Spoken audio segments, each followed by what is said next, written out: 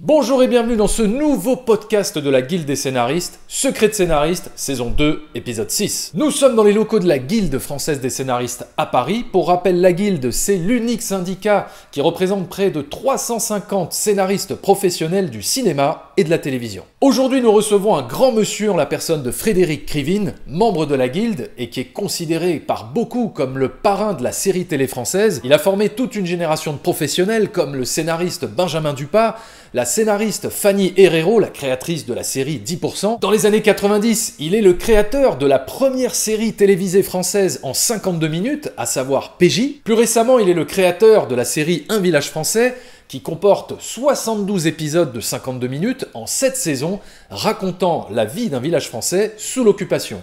Une série qui a eu un retentissement international, puisqu'il est actuellement en train d'écrire l'adaptation américaine avec Brian De Palma. L'école n'est pas un lieu de détention tout de même. Mais il ne s'agit pas de détention, il s'agit de transit. On ne risque pas la vie de tous nos membres pour protéger un intérêt individuel.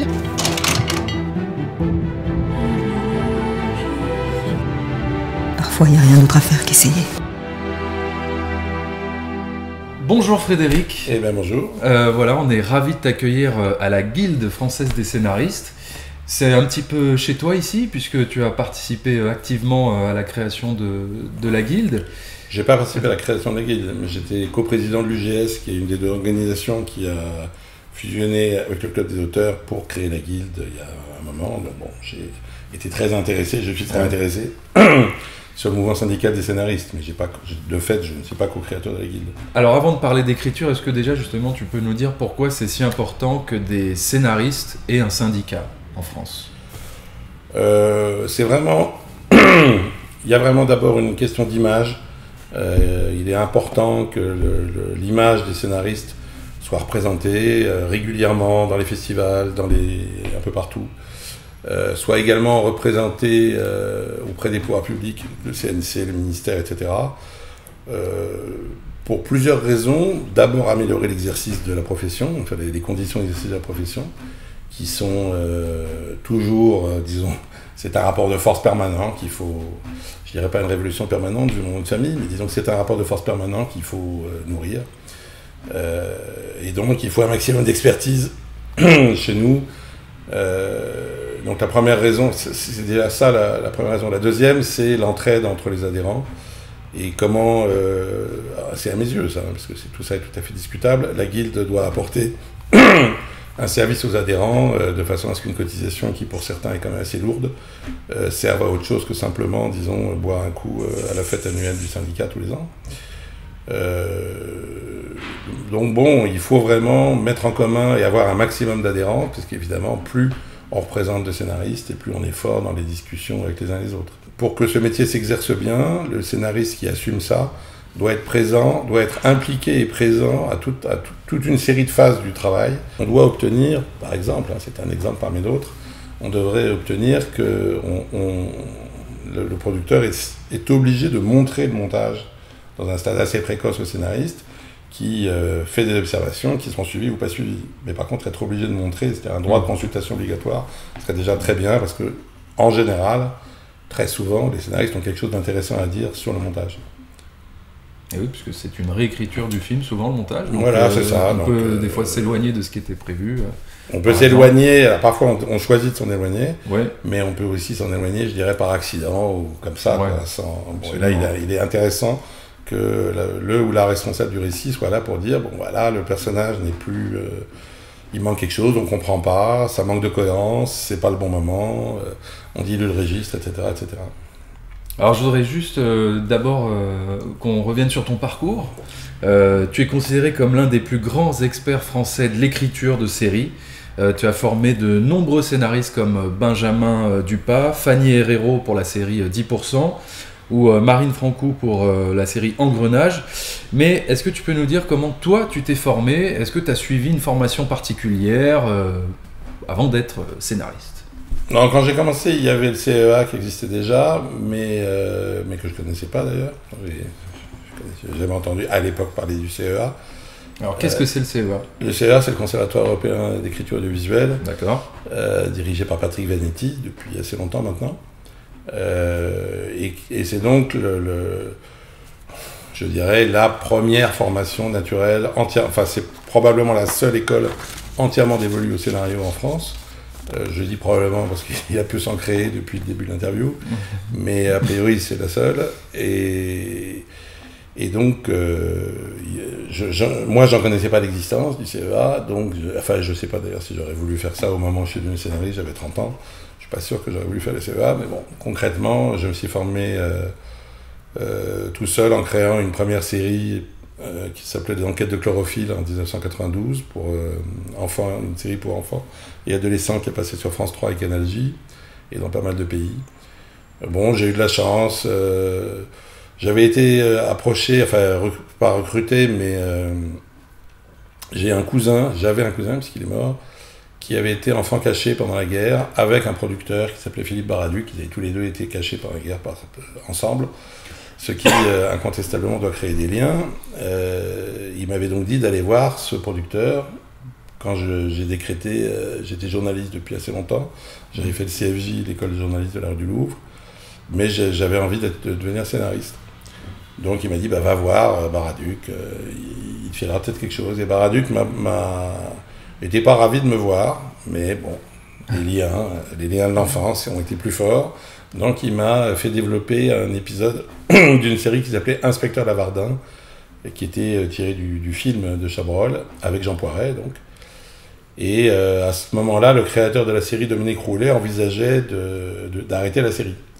C'est un mouvement de va-et-vient assez classique dans les séries de créateurs qui commencent à en avoir marre, qui commencent à avoir envie de se dégager, donc on va chercher éventuellement des idées chez d'autres. Bon, j'ai proposé un traitement à Baraduc, qui a trouvé ça très bien, mais entre-temps, Dominique Roulet a changé d'avis, il est revenu sur la série. Ils avaient donc plus besoin de mon traitement, et je me suis retrouvé donc le bec dans l'eau. Toujours pour la même raison, Baraduc était emmerdé, parce qu'il ne pouvait pas me payer ce que j'avais fait. Il m'a dit, va voir, il y a 2 jeunes là, qui montent une série, avec des marionnettes et des animaux réels, tirés d'une BD belge, va voir. Et c'était donc Les Enquêtes de chlorophylle, d'après la BD de Raymond Machereau. Enfin, on s'est très lointainement inspiré de la BD. Et ça a été donc mon premier boulot. Donc j'ai eu beaucoup de chance parce que, sans rentrer dans les détails, j'ai pu me former à la fois à l'écriture, 52 épisodes de 13 minutes quand même. C'était une copro, il y avait des auteurs québécois pour la deuxième moitié. Et d'autre part, j'ai, pour des raisons diverses, remplacé les réalisateurs à Montréal pendant toute la post-production. D'abord à la SFP au montage image, donc j'ai travaillé sur Avid pendant 7 ou 8 mois avec les monteurs pour monter les épisodes, et après je suis parti à Montréal pour faire la post-production, l'enregistrement des voix et le mixage. Donc c'est une espèce de grande formation à la création de séries, ou en tout cas, bon, les circonstances ont fait que j'ai pu me former de cette manière-là. Et c'est quoi la leçon la plus importante que tu as apprise sur ces premières expériences d'écriture ? L'obstination, le paradoxe sur le fait qu'il faut à la fois écouter personne, parce que sinon on risque d'affadir le projet, et il faut quand même écouter les gens, parce qu'on peut aussi faire des conneries, donc c'est compliqué. Ouais. On alterne les moments où on choisir les critiques, quoi. Il faut bien... On alterne les moments où on se dit pourquoi j'ai écouté machin qui me disait que c'était trop long, ou que machine était trop ceci ou cela. Et les moments où on se dit pourquoi j'ai pas écouté machin quand il m'a dit que c'était trop violent et que ça marche pas. Bon, la tendance c'est quand même qu'à la télévision, un projet de départ va être régulièrement réduit, normalisé, affadi par les circonstances, par les interlocuteurs, par l'économie, et qui a intérêt dans les premiers temps à être le plus de parti pris vigoureux, cohérent, et d'identifier quels sont les éléments incontournables du projet, sur lesquels on ne veut pas lâcher, quoi. Ouais. C'est un peu ça la tendance, disons. Puisqu'il y aura plein d'occasions, plein de situations dans lesquelles on vous demandera, soit l'argent, soit les interlocuteurs, soit de réduire le propos, d'une façon ou d'une autre. Et tu as aussi réalisé un unitaire TV. En quoi cette expérience a changé, ou pas, ton écriture ? Alors là, je ne suis pas réalisateur, hein, je veux dire, c'est pas mon métier. J'ai réalisé effectivement 2 téléfilms et 4 épisodes de série, de PJ en l'occurrence. Ça change. Je pense que c'est vraiment quelque chose, si on en a la possibilité, tous les scénaristes devraient au moins avoir réalisé un court-métrage, devraient réaliser un court-métrage au minimum, ou autre chose, hein, mais parce que ça donne vraiment le point de vue de l'autre partie du rapport de force constructif scénariste-réalisateur. Il faut connaître cette fatigue de l'après-midi des journées de tournage, où la lucidité diminue, et il faut connaître la logique d'une équipe de tournage qui n'est pas exactement la logique du film, la logique de l'œuvre, c'est une autre logique. Et c'est très très important de la connaître, de la toucher du doigt, de voir à quel point c'est important pour l'équipe, enfin les conséquences que ça a pour l'équipe si on mange bien ou pas bien à la cantine, comment les heures sup sont vécues et quelles conséquences elles ont sur le résultat, tout ça quoi. Puis les compromis qu'on doit faire sur le tournage même, compromis. Je parlerai pas de compromis. Je parlerai pas de compromis parce que ça il y a un aspect moral là-dedans, mais d'adaptation simplement. On doit tout le temps adapter l'œuvre. Ça commence à la prépa. Ce qui fonctionne sur le papier ne fonctionne pas forcément à l'image. Alors il y a le fait que ça fonctionne pas parfois, la spatialisation éventuellement. On a écrit pour un endroit plus grand, plus petit, plus ceci ou cela. Et puis, il y a surtout l'adaptation aux circonstances du tournage. On a passé beaucoup de temps le matin pour telle raison, on a donc beaucoup moins de temps l'après-midi pour tourner les scènes, et on va donc pas pouvoir tourner tous les plans nécessaires, ou en tout cas qu'il faudrait tourner pour bien respecter tous les points de vue des personnages dans la scène. Et parfois, on va donc devoir mettre la caméra sur un point de vue qui est entre deux personnages, qui ne représentent rien. Donc ça donne une espèce d'impression d'imprécision, et un scénariste éventuellement, disons, sensible à ces questions, quand il verra les rushs, il dira « mais c'est quoi cette merde ?» C'était pas mon intention. Ouais, enfin il dira plutôt « c'est quoi cette merde ?» et en fait, alors ça dépend, il peut y avoir non-transmission de savoir-faire ou incompétence, ou négligence, bref, mais très souvent c'est simplement les circonstances du tournage, c'est pour ça qu'il faut tourner. Il faut au moins tourner. Pour comprendre. Bon, un court-métrage éventuellement. Le défaut du court-métrage, c'est qu'il n'y a pas la contrainte économique. Donc en général, il n'y a pas de rendu à faire particulier. Donc on ne sent pas forcément exactement ce dont je parle. Alors, tu es la personne qui a connu peut-être le mieux l'évolution de la série française sur les 30 dernières années. Depuis les séries à l'ancienne pour les grandes chaînes hertziennes, jusqu'aux séries modernes, depuis 10-15 ans, avec l'arrivée des nouvelles plateformes, etc. Donc tu as une vision globale du marché. Qu'est-ce que tu penses de la situation actuelle en France, avec l'arrivée justement de toutes ces plateformes comme Netflix, Amazon, etc. Est-ce que tu penses que c'est une bonne nouvelle pour les scénaristes français ? Globalement, quand il y a des nouveaux acteurs sur un marché qui est un marché très congestionné avec très très très peu d'acteurs, c'est une bonne nouvelle. Je veux dire, il n'y avait que en gros 4 clients, puisque France Télé, on peut considérer que c'est un client. Donc il y avait France Télé, Canal, M6, Arte. D'un seul coup, il y a 2, 3, 4 nouveaux clients. C'est évidemment une bonne nouvelle sur cet aspect-là.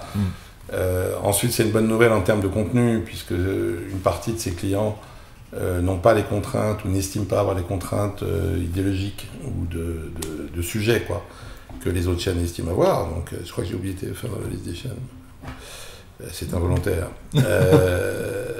Donc, oui, c'est une bonne nouvelle. Après, on va voir, parce que... Il n'y a pas de contrainte de ligne éditoriale, c'est ça que tu veux dire ? Il y a moins de contraintes. Oui, il y a moins de contraintes. Il y a plus de concurrence. Il y a plus de concurrence. Il y a plus de liberté pour les scénaristes à exprimer. Je suis aussi tiède avec le mot liberté qu'avec le mot compromis tout à l'heure. Mais en tout cas, il y a plus de possibilités de sujets et de traitements avec le fait qu'il y a d'autres acteurs. Puisque c'est des acteurs qui veulent se différencier de ce qui se fait encore. Je veux dire, quand vous regardez Planqueur ou même le truc avec Darmon qui vient de sortir, on aime ou on n'aime pas, mais c'est clairement différent de ce qui se fait sur les offres concurrentes. À part un peu Canal, mais je veux dire, bon. Donc c'est évidemment des bonnes nouvelles, puisqu'il y a des projets qui ne pouvaient absolument pas passer en termes de violence ou en termes de rapport à la sexualité, qui sont tout à fait envisageables sur Netflix, sur Amazon, éventuellement sur Orange, bientôt peut-être sur Google ou Disney ou d'autres. Donc oui, c'est une bonne nouvelle, c'est un bon moment. Il y a eu de longues années pendant lesquelles on était sur un petit marché intérieur replié sur lui-même, avec 4 ou 5 décideurs. Et si les projets ne rentraient pas, disons, dans les demandes de ces 5 décideurs, ils n'avaient aucune chance. Là, maintenant, ils n'ont pas aucune chance. Donc, c'est une bonne nouvelle. En ce sens-là, c'est une bonne nouvelle. Alors maintenant, je voudrais qu'on aborde ton processus d'écriture. Quand tu élabores une série, hein, de l'idée initiale jusqu'au document de vente, la pré-bible, de quoi tu pars pour former ton concept? Est-ce que tu pars d'une intrigue? Tu pars d'un personnage, d'un groupe de personnages, ou d'une thématique, ou une prémisse? De quoi tu pars pour créer une série? Qu'est-ce qui est le mieux pour démarrer, pour élaborer une série? C'est très variable, hein. L'étincelle du désir de créer une série, c'est quand même assez variable.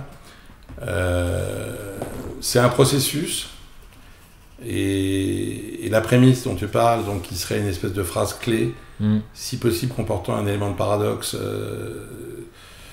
je sais pas, l'ambition, enfin, le fait de faire régner, dans un monde sans loi, faire régner l'ordre nécessite de transgresser au prix de sa propre survie, par exemple. C'est à peu près la prémisse de No Shield, disons, un truc, ce genre de série. On n'élabore pas une prémisse en amont. C'est-à-dire, enfin, c'est rarissime qu'on ait la prémisse au départ et qu'on développe dessus. On a une thématique et des envies. Moi, j'appelle ça un règlement de compte, mais c'est-à-dire on a envie fortement de parler d'un sujet d'une façon autre. Alors, c'est de parler d'un sujet, c'est de parler d'une thématique, ça peut être les hommes et les femmes, ça peut être Dieu, la loi, ce genre de choses, avec en général un terrain de jeu déjà, c'est-à-dire on sait plus ou moins qu'on va faire une série policière ou une série... Bon. Et on va avancer sur tous ces fronts, la prémisse, le sujet, un peu parallèlement. C'est-à-dire, enfin, la prémisse, le règlement de compte surtout, parce que je dis le sujet, c'est imprécis. Le règlement de compte, ça veut dire... je trouve que la façon dont on parle des rapports entre les hommes et les femmes depuis MeToo est ridicule. C'est pas moi qui pense ça. Hein. C'est un exemple. Depuis la vague MeToo, je trouve que la façon dont on parle des hommes et des femmes est ridicule, complètement plombée, et qu'il faut faire quelque chose là-dessus. Bon, ça c'est un désir flou encore. Ouais. Un début de propos. Ouais, mais c'est une envie, quoi. C'est une envie forte. J'en ai marre, quoi. J'en ai marre de lire les mêmes conneries dans les journaux là-dessus. J'en ai marre de voir une espèce de déferlante mal maîtrisée où ça raconte n'importe quoi. Maintenant, on peut plus dire... Enfin, un homme ne peut plus s'exprimer sur la sexualité ou les femmes sans se faire... bon, imaginons qu'on ait quelqu'un... Hashtagé. Voilà, qu'on ait quelqu'un qui est ça. Bon, après, quelle forme donner à ce désir, ce règlement de compte, c'est-à-dire d'avoir envie de se dresser contre un discours perçu comme dominant. Dans le cas de PJ, c'était facile, puisqu'il y avait que des 90 minutes, qui est un format qui a tendance à plomber le discours simplement par la nature du format, c'est-à-dire d'avoir des films en 3 parties, en 3 actes, avec une conclusion, quoi. Donc il n'y avait que des séries comme ça, donc toutes les séries policières se trouvaient, de fait, qu'elles soient bien faites ou mal faites, il y avait toujours des conclusions morales en fin d'épisode que nécessite 90 minutes. Du coup, j'avais l'impression de jamais voir la société française ou les flics tels que je voyais celui du réel. Donc, là, on rend compte, c'est j'en ai marre d'avoir que, disons, du plaisir, certes, parce qu'il y avait du plaisir avec ces séries, sinon personne ne regarderait les 90 minutes. Mais un plaisir, Umberto Eco dit, le plaisir modeste mais irréfutable. L'envie, c'était, j'ai envie qu'il y ait les failles de la société française d'une façon ou d'une autre, qui soit dans une fiction, et le polar, qui était ce que je préférais. Donc je me suis lancé là-dedans. Le règlement de compte n'est pas toujours évident à voir. Parfois, il ne concerne que la façon de représenter les gens, quoi. C'est-à-dire, on a l'impression, c'est une impression qu'on pouvait avoir dans les années 90, c'est une impression qu'on peut éventuellement avoir aujourd'hui hors des plateformes, qu'il y a une représentation des problèmes de la société française qui est quand même relativement modeste pour l'instant. Donc on peut très bien être un auteur en se disant pourquoi rien de ce qui est très compliqué en France aujourd'hui ne se retrouve au cœur d'un projet de série diffusé aujourd'hui. C'est une question quand même. Enfin, pourquoi, oui. Non, mais pourquoi, ou plus exactement, parce que pourquoi, à la limite, on s'en fout. J'en ai marre, donc je fais une série qui va faire ça. Par exemple. Ça, c'est un règlement de compte, ça. Ouais, c'est ça que tu appelles règlement de compte. Ouais, bah oui, j'en ai marre. C'est le côté j'en ai marre que la représentation de quelque chose qui me touche ne soit pas à l'image. Ça va être le meilleur moteur pour aller jusqu'au bout. C'est un bon moteur. D'un projet, quoi. C'est un bon moteur parce que... faut avoir envie de dénoncer un petit peu quelque chose, peut-être pour avoir l'inspiration d'écrire. C'est pas forcément dénoncer parce que ça peut être une comédie, mais il faut avoir envie très fortement d'avoir une parole qui peut être amenée à rétablir ce qu'on estime être un déficit dans la façon dont on parle de tel sujet essentiel. La loi, la loi, l'immigration, la sexualité, les hommes et les femmes, Dieu, etc.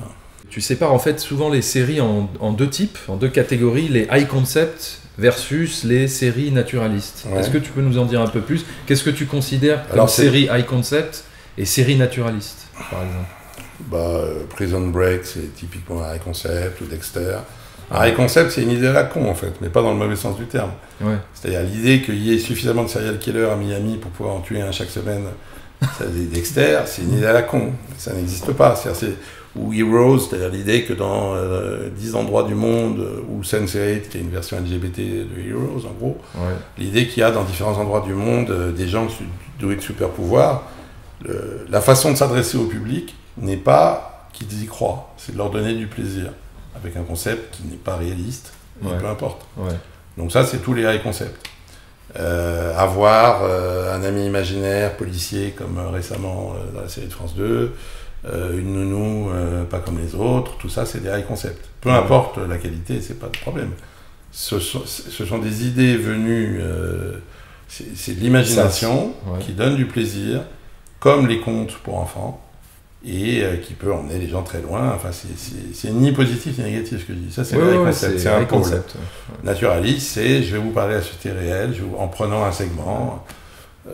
Ça peut être une situation, un couple, des couples, des flics, ce que vous voulez, des juges, des manutentionnaires, des coiffeuses. Et je vais vous raconter comment c'est en gros. Et vous allez quand même, au travers de cette loupe, retrouver un portrait de la condition humaine. Alors, beaucoup de séries sont l'une ou l'autre. Après, il y a des séries qui sont un peu enfin...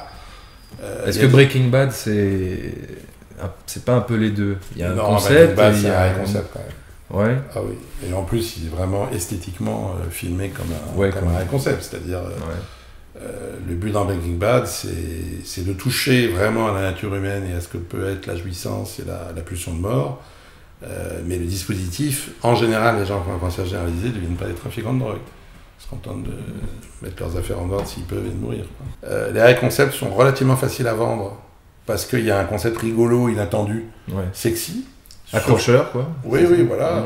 C'est rigolo, quoi, en général. Quand je dis c'est rigolo, c'est il y a quelque chose de marrant, on voit tout de suite le twist, on voit tout de suite qu'est-ce qui peut accrocher le public en lisant 2 lignes.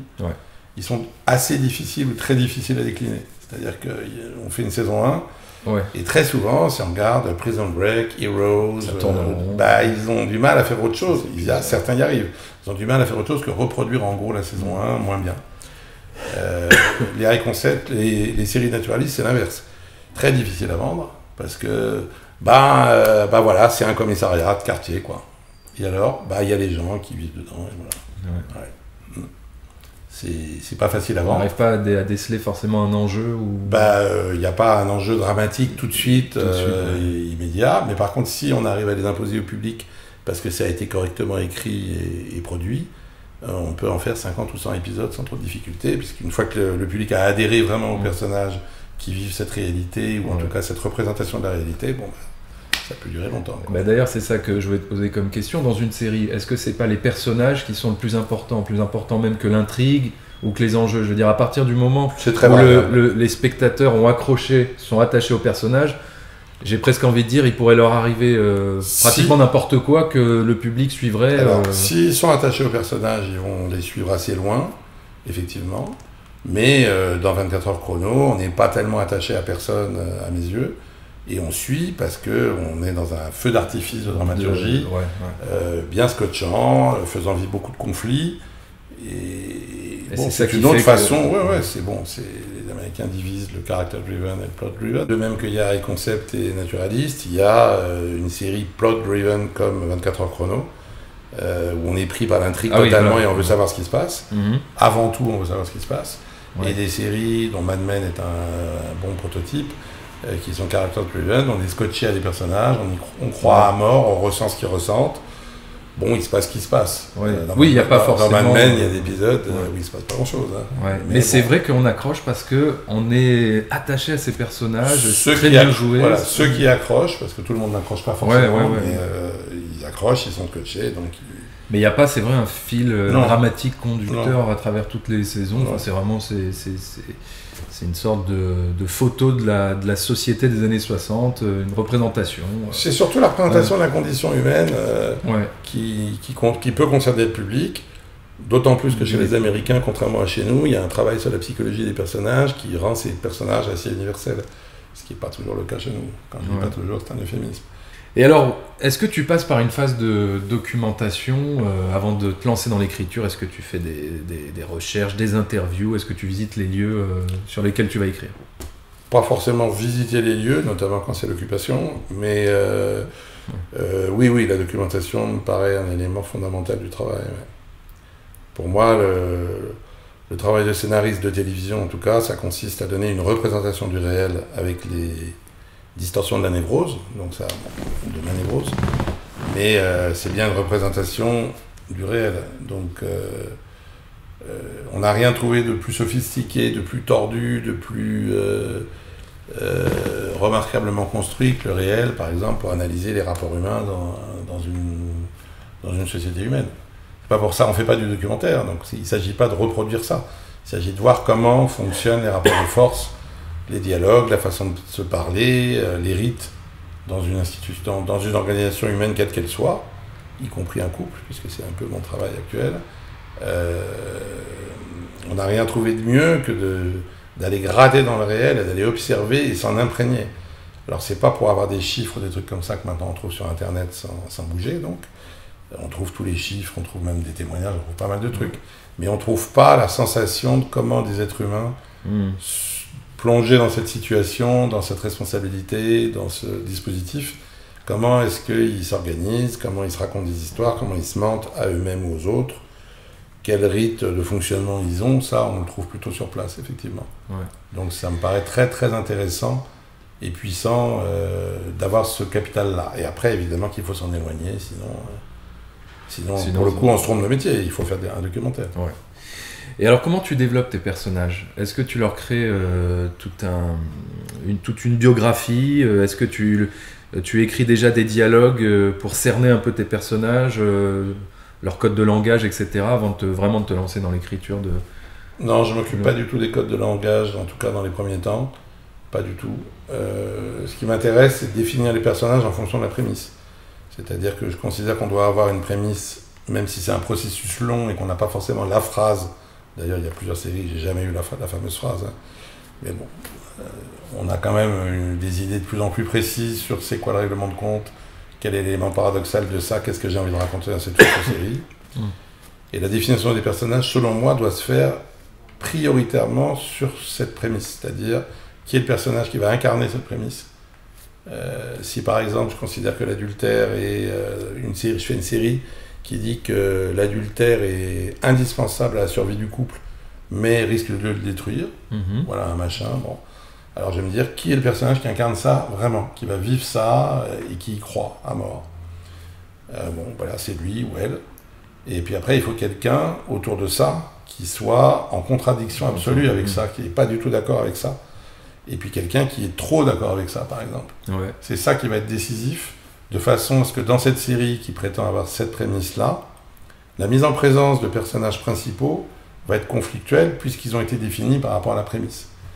Donc le fait qu'ils soient opposés psychologiquement, qu'ils soient opposés sur un plan sur un plan social, sur un plan politique, peut en rajouter éventuellement de la résonance, mais c'est quand même secondaire. C'est parce qu'ils sont opposés par rapport à la prémisse. Je prenais l'exemple de The Sheet tout à l'heure, donc dans un monde sans loi, il faut transgresser la loi et la justice au risque de se détruire, d'être détruit. On voit bien que Vic Mackey, c'est à peu près ça.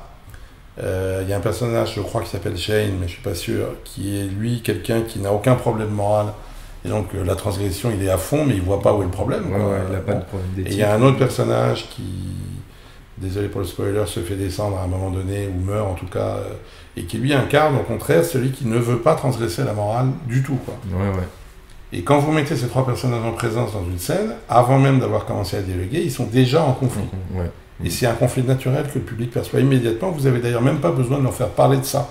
Vous leur faites parler du menu qu'ils vont prendre au déjeuner, ou de comment, ou de quelle stratégie il faut adopter pour entourer un immeuble, et ils seront déjà en conflit. C'est donc la priorité, c'est de définir les personnages principaux, ceux qui seront point de vue, par rapport à la prémisse. Après, une fois qu'on a fait ça, il faut également les opposer au plan psy, qui serait un peu la deuxième priorité. Et donc, de définir des profils psychologiques cohérents, avec éventuellement un psy ou une psy qui peut travailler sur la dramaturgie. Il n'y en avait pas du tout il y a 10 ans, et puis il y a eu Violaine Bellet avec laquelle j'ai travaillé sur Le Village français, et je travaille aussi avec elle sur la nouvelle série de France 2, Une belle histoire. Bon, et puis il commence à y en avoir d'autres, il y a Isabelle Siac, il y en a d'autres. Enfin, il n'y en a pas des kilotonnes, mais il y en a, quoi. Et alors, tu as écrit plusieurs articles sur l'importance de la psychologie des personnages. Pourquoi c'est si important de profiler psychologiquement ces personnages ? La cohérence des personnages, en général, tous les scénaristes seront d'accord que la cohérence au plan sociologique d'un personnage est essentielle. C'est-à-dire que si on montre un personnage qui est dans la merde financièrement, on ne lui fait pas bouffer du caviar, a priori, ou alors il faut l'expliquer largement.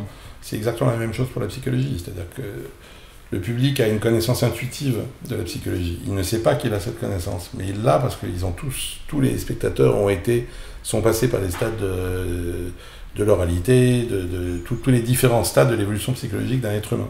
Donc ils ont une mémoire inconsciente, mais active quand ils regardent une série, de qu'est-ce que c'est que le masochisme, le sadisme, la perversion, ils le savent. Et donc, ils ont envie, ou en tout cas, ils vont être plus directement scotchés et addicts à des personnages qui sont psychologiquement cohérents, qui sont des cas cliniques cohérents. J'ai montré, en 2008, 6 séries, 3 françaises, dont 2 des miennes, et 3 américaines à des psys, quand je me suis vraiment posé la question. Et il y avait donc PJ et Le Village français, et Reporter, saison 2. Et puis il y avait Nip Tuck, j'ai oublié les 2 autres, je m'en excuse. Et je leur ai dit, expliquez-moi, regardez ces séries et dites-moi qu'est-ce que vous voyez, est-ce que vous pouvez catégoriser qu'est-ce qui est si différent entre les groupes de séries, quoi. La réponse a été quasi unanime, avec des mots différents. Les séries américaines montrent des cas cliniques cohérents, des cas psychiques, des pathologies psychiques cohérentes. C'est-à-dire, on nous montre qu'un personnage, il est a priori une grande hystérique assez paranoïaque, et ça tout le temps, quoi, une fois que c'est installé. Et ça ne varie jamais. Dans les séries françaises, on n'en sait rien, parce que la femme de Dr Larcher, au moment où elle fait ça, c'est plutôt une perverse machin, mais dans ce cas, elle ne devrait pas faire ça comme ça, elle ne pourrait pas, ou c'est pas naturel. Donc j'étais évidemment pas très content, puisque 2 des 3 séries françaises étaient les miennes, et c'est ce qui m'a amené à à rencontrer Violaine Bellet pendant une soirée fête que j'avais organisée avec Séquence 7, l'organisation qui était la petite sœur en tout cas de l'UGS à l'époque. Et cette rencontre a été décisive, puisque j'ai travaillé avec Violaine pendant tout l'été 2009 sur Un Village français, où il y avait déjà 2 saisons qui avaient été diffusées, et ça marchait très bien. Mais on avait été un peu déçus de l'audience de la saison 2, je me souviens, avec Emmanuel Dossé, le producteur principal. Et dans les améliorations, on a décidé de mettre des cliffhangers qu'on ne voulait pas mettre au départ, d'une part, donc c'est vraiment la dramaturgie classique, et d'autre part, de creuser beaucoup plus la psychologie des personnages sur le mode que je viens de préciser. Et est-ce que c'est ça justement qui rend les séries américaines plus addictives que les séries françaises ? Ça c'est certain. C'est-à-dire que quand vous regardez une série américaine, même médiocre, c'est-à-dire la masse de séries américaines qui racontent absolument rien de nouveau et qui ne font que reproduire et la même idéologie et le même style et le même tout ce que vous voulez depuis 50 ans, il n'empêche que l'histoire avance beaucoup plus vite avec une efficacité dramatique forte Et donc, même si ça ne vous intéresse pas tellement, comme certaines séries, disons, Balançons, actuelles, ne nous intéressent pas tellement, françaises non plus, sauf que c'est un TGV en termes de récit. Donc, même si ça ne nous intéresse pas tellement et qu'on regarde avec pas beaucoup d'attention, le récit avance très vite. Première chose. Et la deuxième chose, c'est qu'effectivement, même dans une série médiocre et très américaine, médiocre et sans inventivité, tous les personnages vont être des cas cliniques cohérents. Ils vont avoir des pathologies psychiques plus ou moins fortes, et ils vont tenir tout le temps. On y croira. Peut-être qu'ils vont nous ennuyer parce qu'on a déjà vu ça 50 fois, mais par contre, on croit au personnage. C'est une grosse différence. Et pourquoi il y a ce retard en France sur cette dramaturgie, sur ces techniques, sur cette efficacité, on va dire, dramaturgique? Alors, c'est deux choses différentes. Il y a un retard sur la psychologie, très très important, massif, et il y a un certain retard sur la dramaturgie, qui est quand même en voie d'évolution. C'est-à-dire quand vous voyez Le Bureau des légendes, qui est quand même une très grande série, on se dit que... Ou dans un autre genre, Plus belle la vie, qui est de la quotidienne, avec... tout est différent, mais faire la trace... et puis, il y a d'autres séries quotidiennes maintenant. Je veux dire, les auteurs français mis dans les bonnes dispositions, à tout point de vue, y compris administratif, financier, etc., peuvent tout à fait faire de l'efficacité dramatique. Mais naturellement, l'auteur français, disons qu'il veut avoir une bonne image, il va plutôt avoir tendance à travailler d'abord la profondeur du personnage, la crédibilité de la situation, l'épaisseur du personnage, donc disons du signon, plutôt que l'efficacité dramatique. L'auteur français va avoir une tendance naturelle à chercher de la complexité et de la sophistication tout de suite sur un personnage, c'est-à-dire de montrer que la vie c'est compliqué, c'est un millefeuille compliqué, un kaléidoscope compliqué, et il va avoir tendance à vouloir le montrer tout de suite. Or, les Américains font en gros l'inverse. Ils montrent bien un millefeuille compliqué comme dans Citizen Kane, mais ils le font successivement. C'est-à-dire, ils montrent un aspect d'un personnage ou d'une situation, en se gardant bien de montrer les autres aspects, puis ils créent un turning point qui fait découvrir soudain, via une image forte, via une situation, via une révélation, un nouvel aspect. C'est ça qui donne l'impression d'un récit qui avance toujours très fortement, là où l'auteur français, naturellement, il va plutôt montrer tout de suite que la réalité est nuancée, compliquée et difficile à saisir. Et donc, bon, c'est une grosse différence. Ça, c'est pour le drama. Ça, c'est pour expliquer le manque d'efficacité chronique, pas de toutes les séries françaises, bien entendu, mais d'énormément de séries françaises, et malheureusement, je dirais, souvent, des séries les plus inventives, et pour lesquelles on aurait aimé, je sais pas, je prends Ad Vitam par exemple, pour la première fois quand j'ai vu Ad Vitam, j'ai cru à un univers, pour la première fois en France récente, hein, enfin, j'ai cru à l'univers de ces gens immortels, de cette espèce de langueur dépressive créée par l'immortalité. Je veux dire, pendant 10-15 minutes, je trouvais l'esthétique remarquable, j'y croyais, quoi, les comédiens étaient bien. Bon. Au bout d'un moment, je me suis fait chier comme un rat mort, assez rapidement quand même. Pourquoi ? C'est-à-dire, pourquoi on a à la fois... Pourquoi, malheureusement, n'a-t-on pas, en même temps qu'un parti pris esthétique, et esthétique au sens fort, un parti pris très intéressant et audacieux, pourquoi on n'a pas en même temps une exigence de dramaturgie, enfin d'efficacité dramatique? Bon, ça, c'est un des mots français, parce que ce problème qui s'est traduit évidemment en audience par un effondrement, dès la première soirée, on le retrouve très très très régulièrement, et je vous dis, malheureusement, et ça c'est vraiment quelque chose sur lequel la Guilde, via toutes les possibilités éventuelles de mobilisation, de formation, de transmission d'informations, la Guilde a un rôle à jouer, c'est d'arriver à, par tous les moyens, à réinjecter de l'efficacité dramatique dans la créativité, et à enlever le plus possible l'idée qu'il y aurait opposition, ce qui est une croyance forte dans le cinéma français, hein, qu'il y a une opposition entre la créativité et l'efficacité dramatique, et donc l'audience, enfin le potentiel commercial. Tout ce qu'on peut faire pour essayer de réconcilier les deux ne peut être que positif pour nos adhérents et par ailleurs pour les spectateurs. Donc, Et alors d'où ça vient cette différence? Est-ce que c'est culturel? Alors, c'est pas ma spécialité, hein, c'est pas mon métier l'analyse de ça, mais il y a un aspect purement culturel lié à une façon de raconter l'histoire française, ou en tout cas européenne, ouest-européenne je dirais, certainement. Après, il y a aussi une situation d'étanchéité du marché du cinéma français, enfin le marché de la production cinématographique française, elle est à peu près étanche au marché, c'est-à-dire elle n'a pas de compte à rendre au marché en gros, Les films se font pour d'autres raisons que leur potentiel commercial et leur carrière en salle. Ça a une influence générale sur les gens qui font en général des scénarios, des films, qui produisent. C'est que, alors qu'aux États-Unis, on est dans un excès inverse où le box-office, le nombre de dollars qu'une œuvre rapporte est l'essentiel, je dirais, de son pédigré, oui. Chez nous, cette étanchéité au marché a des conséquences. C'est-à-dire que il y a beaucoup de projets, et là je reviens sur la télévision, il y a beaucoup de projets où la question de savoir si le public va comprendre, ressentir et si ça va marcher, n'est pas centrale, et je dirais particulièrement malheureusement dans les projets innovants. Parce qu'après tout, quand vous faites, si vous allez à France 2 par exemple, ou à peu importe, ou à TF1, disons, avec un projet, je dis n'importe quoi, de flics télépathes ou de flics dont l'acolyte est une extraterrestre, je dirais que avec un concept comme ça, l'efficacité dramatique, elle est indispensable. Parce que sinon, comme on ne va pas spécialement croire à la situation, et qu'on ne va pas non plus être immergé dans un univers particulièrement, ni qui parle beaucoup de la société française, ni qui parle beaucoup de la condition humaine, vu l'aspect, disons, anecdotique du concept, on n'a pas spécialement besoin d'efficacité dramatique. Je veux dire, enfin, on n'a pas besoin de remettre au centre ça, parce que ça y est déjà naturellement. En revanche, quand on commence à faire un projet qui peut être beaucoup plus compliqué à crédibiliser au plan de l'efficacité, il faudrait vraiment que l'efficacité dramatique soit mise au centre par le producteur, qui devrait être quand même l'acteur majeur, qui devrait replacer l'auteur là-dedans, mais même l'auteur pourrait intégrer cette question, sans sacrifier son projet. Et alors justement, une question sur les producteurs. Quel est le meilleur moment pour aller voir le producteur ? Avec la pré-bible déjà écrite par exemple ?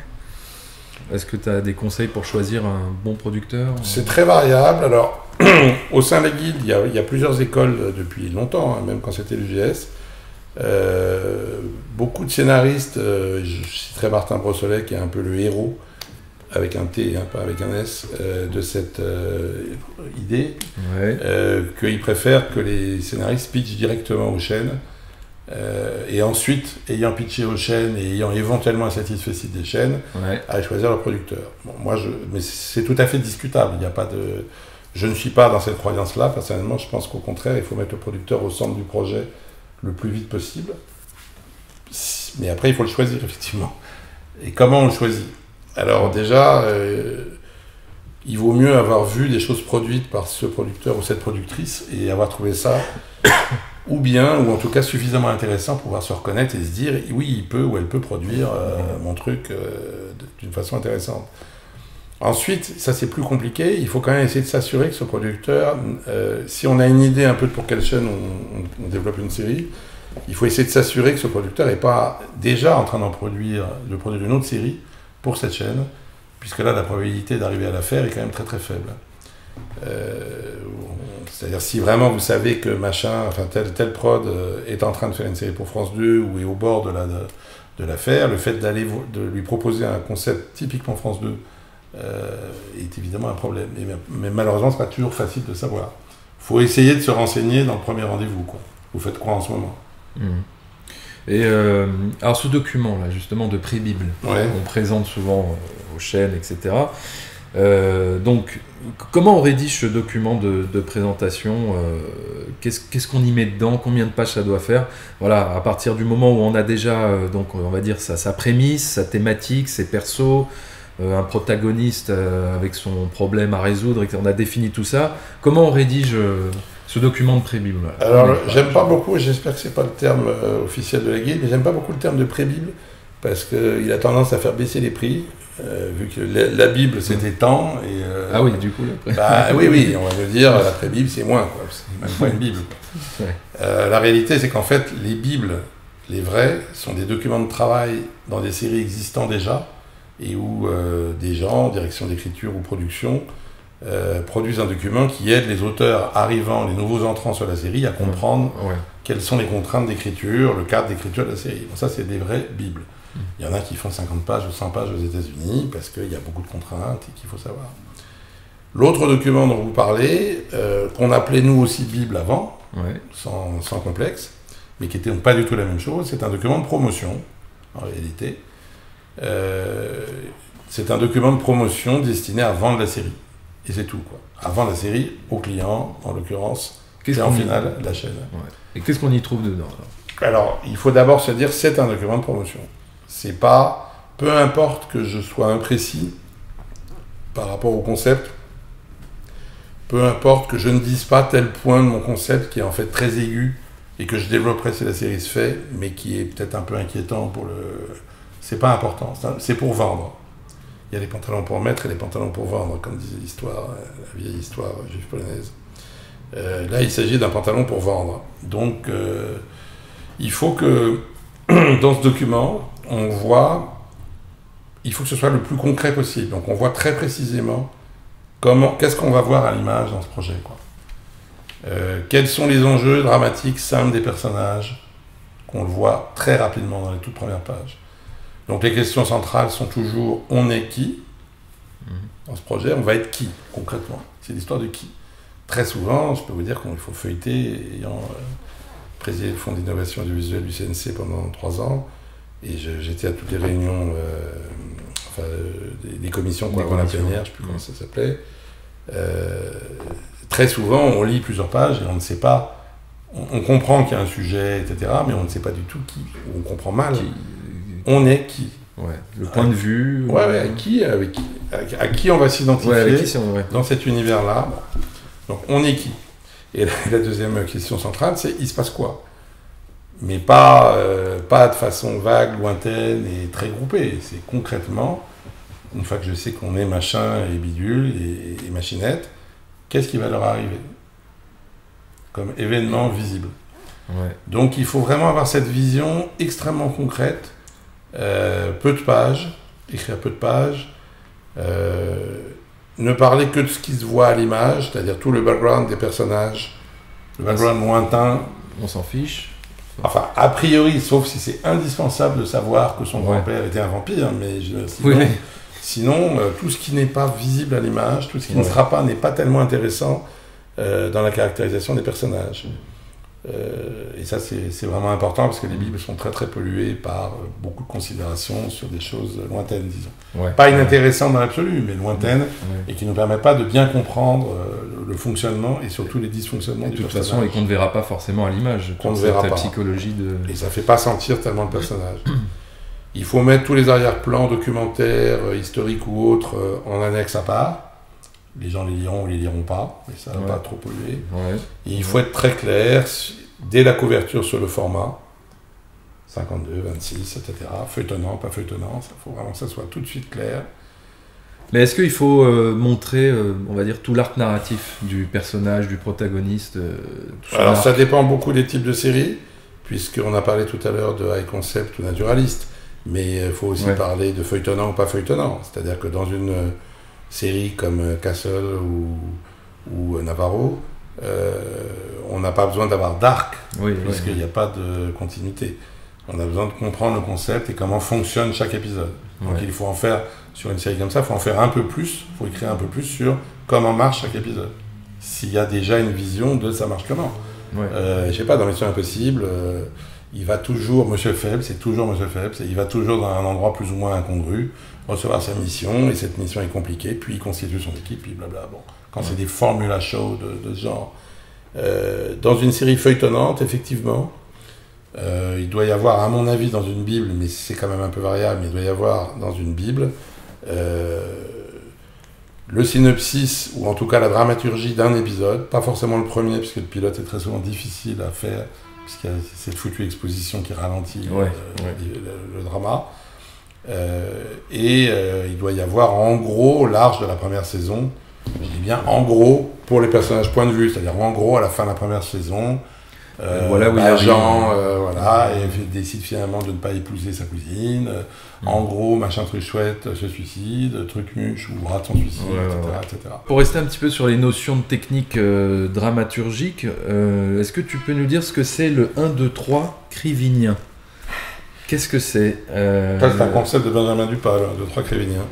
Je veux dire, c'est Dupas qui en a fait le 1, 2, 3, c'est simplement de considérer qu'une situation dramatique dans un épisode de série où il n'y ait pas au minimum 1, 2, 3, 1, exposition du problème, 2, développement du problème avec une modification du problème, 3, résolution du problème, ne devrait pas figurer dans un scénario. C'est-à-dire, quand on a une idée d'une situation, quand on développe un atelier d'écriture par exemple, on se dit, bon bah ok, on a ça qui est assez marrant, finalement son père s'avère être un extraterrestre alors qu'il va partir conquérir la Lune, bon très bien, imaginons ça, ok, et alors qu'est-ce qui se passe? Qu'est-ce qu'il y a d'autre? Le 2, ça serait quoi? Eh ben, le 2, c'est qu'en fait c'est un fou et qu'il n'est pas du tout extraterrestre et que, alors qu'il avait cru que son père était un extraterrestre, bah, maintenant il doit assumer qu'il s'était habitué à cette idée, il doit assumer que son père est fou. Est-ce qu'il va partir ou pas? Et puis une résolution, il arrive sur la Lune et puis on lui dit que si, enfin je sais pas, mais je veux dire, c'est ça, le 1, 2, 3, est-ce qu'on a vraiment 3 mouvements dramatiques distincts à partir d'une situation? C'est des bascules, c'est des retournements de situation. C'est des inflexions. Est-ce qu'il y a au minimum 2 inflexions? Au moins 2 inflexions. Une exposition de situation. Ouais. Et puis, il y a un développement. Il se passe quelque chose qui modifie l'exposition et qui fait qu'on a vraiment envie de savoir. Et on a bien la résolution en 3. Mais ça, c'est ce qu'on applique pour... On peut l'appliquer pour chaque épisode ou c'est par saison? Ah non, pas du tout par saison. C'est toute situation dramatique, plutôt au sein d'un épisode. D'accord. Il faut se dire... Enfin, ça peut être au sein d'un épisode ou dans la saison, mais il faut se dire qu'est-ce qu'on a comme 1, 2, 3. Ouais. Parce que parfois, on a une idée qui est très intéressante ou qui peut être intéressante. Et si...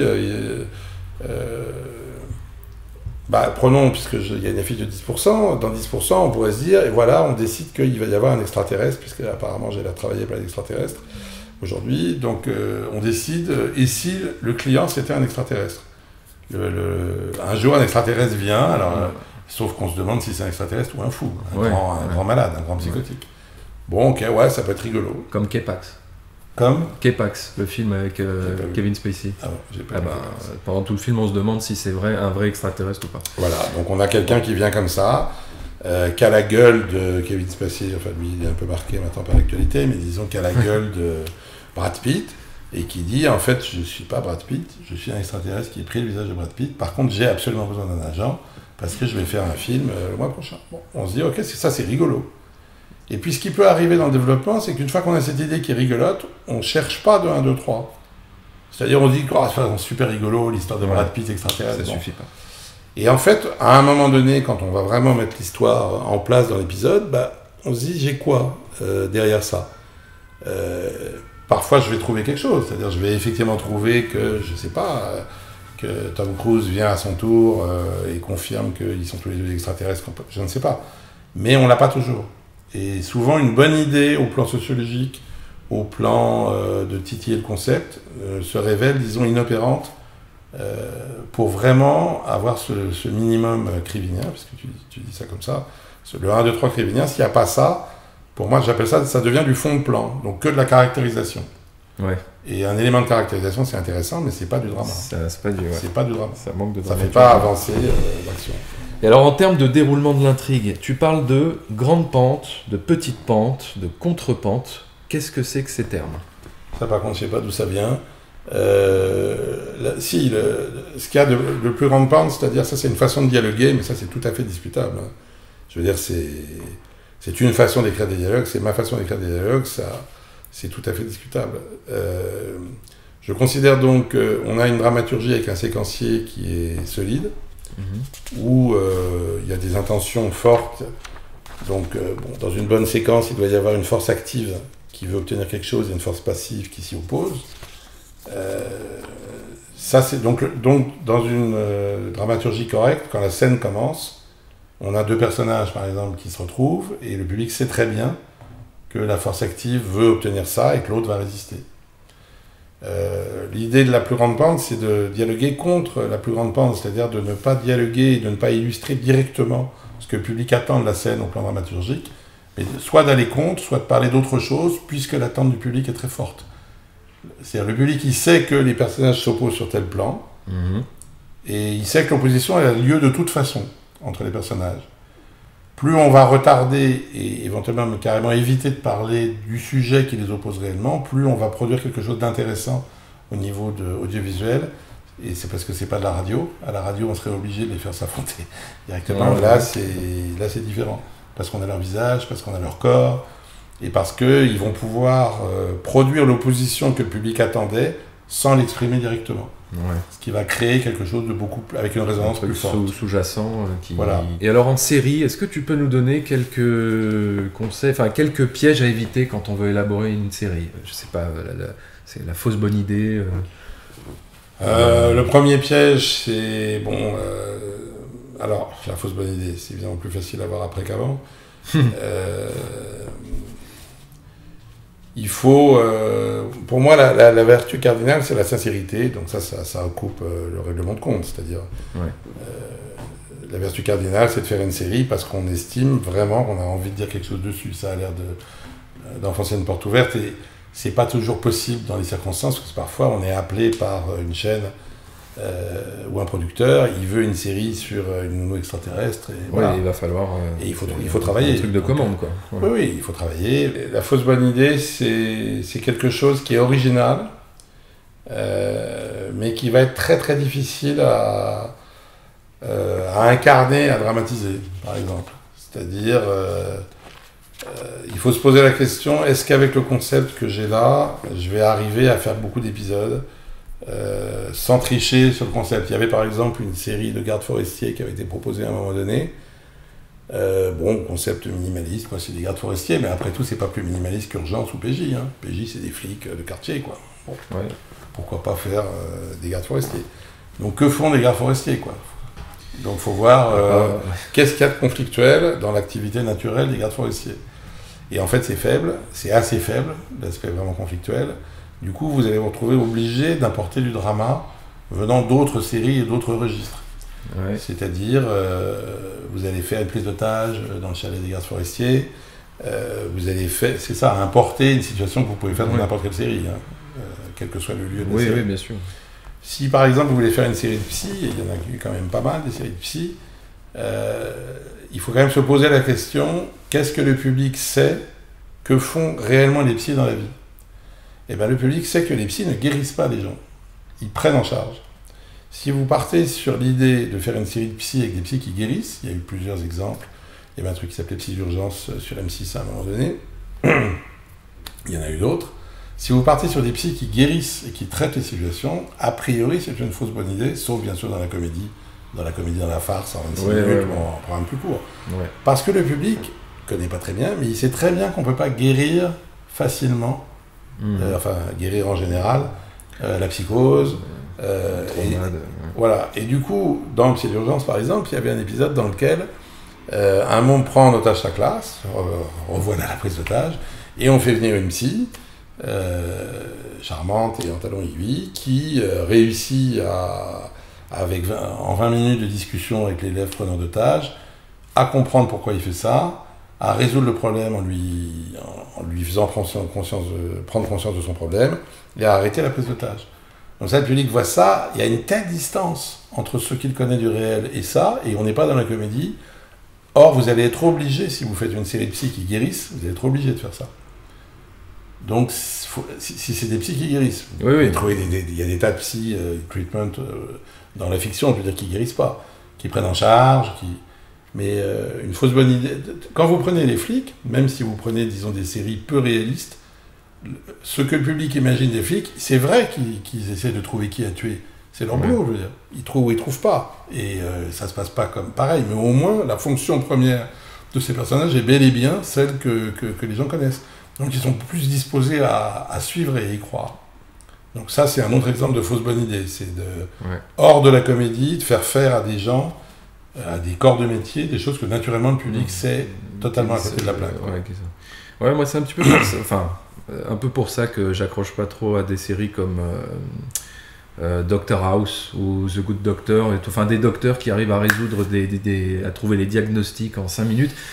C'est des séries qui tournent autour de personnages qui sont des génies, quand ils ont des capacités qui dépassent... Mais là, c'est juste d'avoir des capacités supérieures à la moyenne. Mais par exemple, les médecins sont censés soigner et trouver ce que vous avez. Oui, mais pas aussi bien. Rapidement et facilement.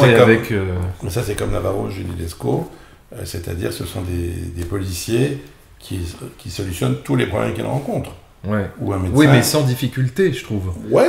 C'est ça qui me. C'est ça qui me les rend justement moins crédibles. Et puis, même moins attachant, moins... Bon, mais ça humain.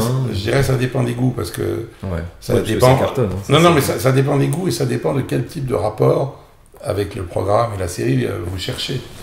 Les séries de ce type Doctor House ou type Navarro Juliesco ou Candice Renoir, ne cherchent pas à provoquer de l'addiction chez le public. Elles cherchent à donner le fameux plaisir modeste mais irréfutable. C'est-à-dire un confort de visionnage, un charme et un rapport de séduction fort entre le personnage principal et le public. Le but n'est pas du tout qu'on croie spécialement énormément à l'histoire, ni qu'on soit éclairé sur la condition humaine, et en tout cas certainement pas sur la société française. Et ça, c'est pas un problème.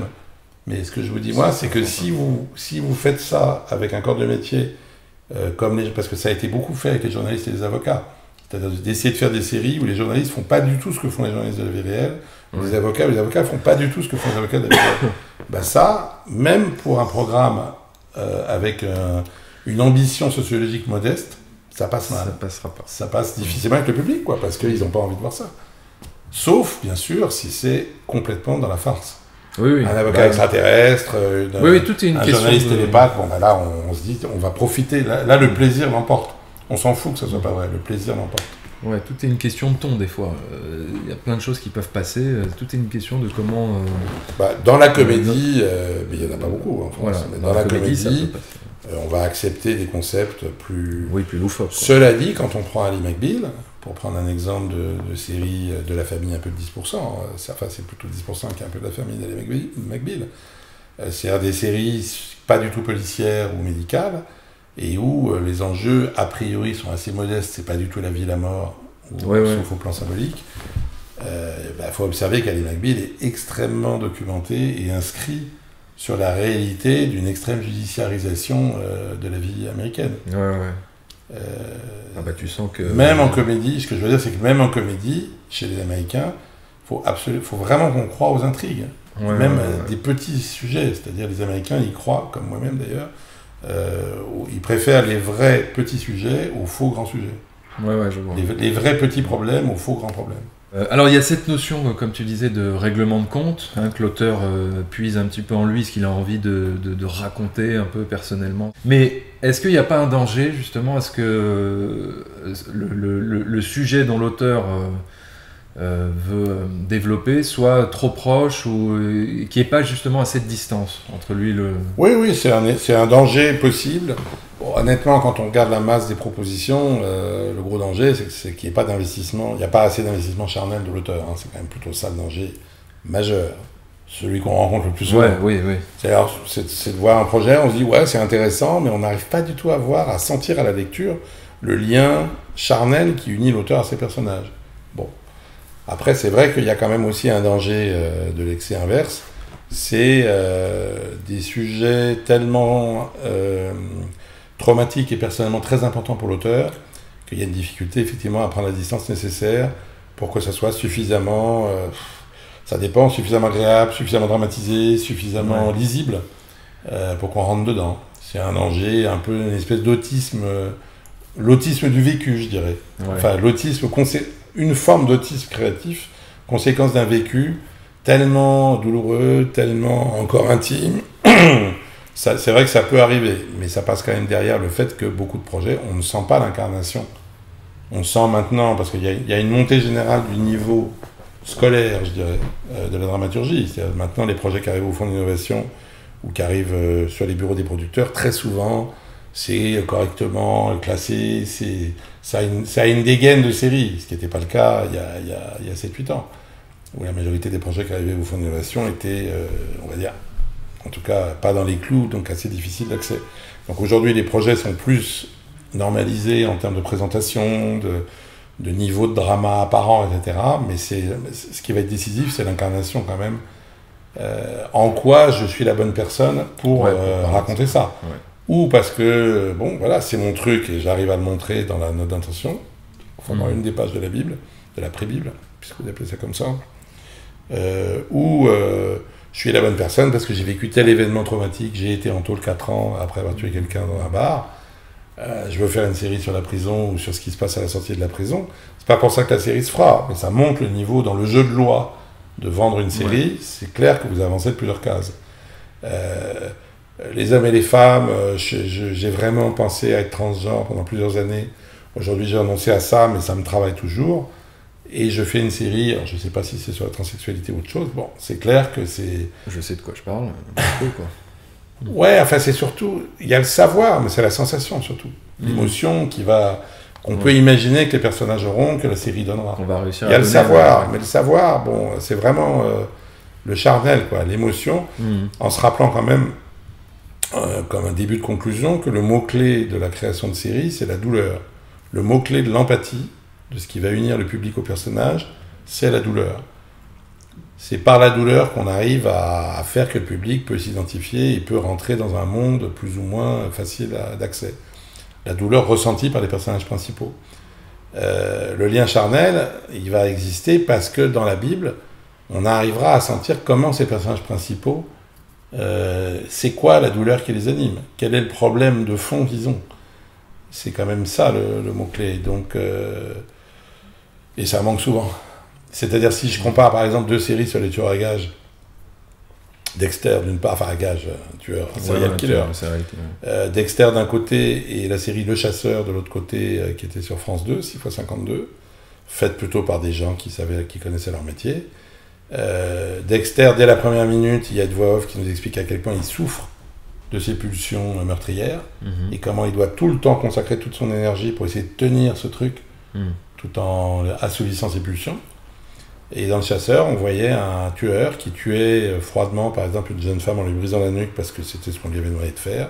Et on ignorait toutes ses motivations, de l'émotion qu'il ressentait et de la douleur qu'il pouvait ressentir. Il fallait en fait attendre l'épisode 5 ou 6, je ne me rappelle plus, pour apprendre qu'enfant, il avait été témoin d'une scène de meurtre et que donc, bon... C'est ça qu'il avait construit comme ça. Voilà. Ouais. Mais la douleur était absente des premiers épisodes et du coup, on n'avait pas rentré dedans. Impossible de rentrer dedans. Ouais. Impossible d'accepter, surtout, qu'on m'inflige de m'identifier à quelqu'un qui tue froidement quelqu'un alors que je n'ai aucune clé. Je n'ai aucune clé émotionnelle pour que j'accepte de vivre ça. Le public sait toujours que vous décidez de tout. Inconsciemment, il le sait. Donc si vous lui faites vivre une scène pénible, parce que... enfin, il va rejeter... Pour acheter le droit de faire vivre au public une scène pénible, il faut lui donner des éléments qui lui permettent de le supporter, soit de le justifier moralement, soit... Si vous n'avez aucune clé et que vous lui faites vivre une scène pénible, vous ne pouvez absolument pas vous retrancher derrière le fait de « Ah oui, mais il est comme ça, il est très timide », puisque le public sait que vous décidez de tout. Donc lui, il va ressentir que vous me faites vivre quelque chose de très pénible, vous me faites tuer quelqu'un au travers du personnage, vous me faites faire un truc sale, vous me faites faire un truc désagréable à voir, et je ne vois pas pourquoi. Et vous ne me donnez aucun élément. Ouais, sans justifier, enfin gratuitement. Quoi. Oui, c'est ça. Je ne vois pas pourquoi vous m'infligez ça. Ouais. Bah, c'est ce qu'on critique souvent quand un film fait de la violence gratuite ou ce genre de choses. C'est gratuit, c'est facile. Quoi. Mais dans un film, on ne demande pas aux gens de revenir. Et oui, c'est un one shot. Et alors, on va parler maintenant d'un village français justement. Un village français, qu'est-ce qui a été le déclencheur le règlement de compte, on va dire, pour développer cette série.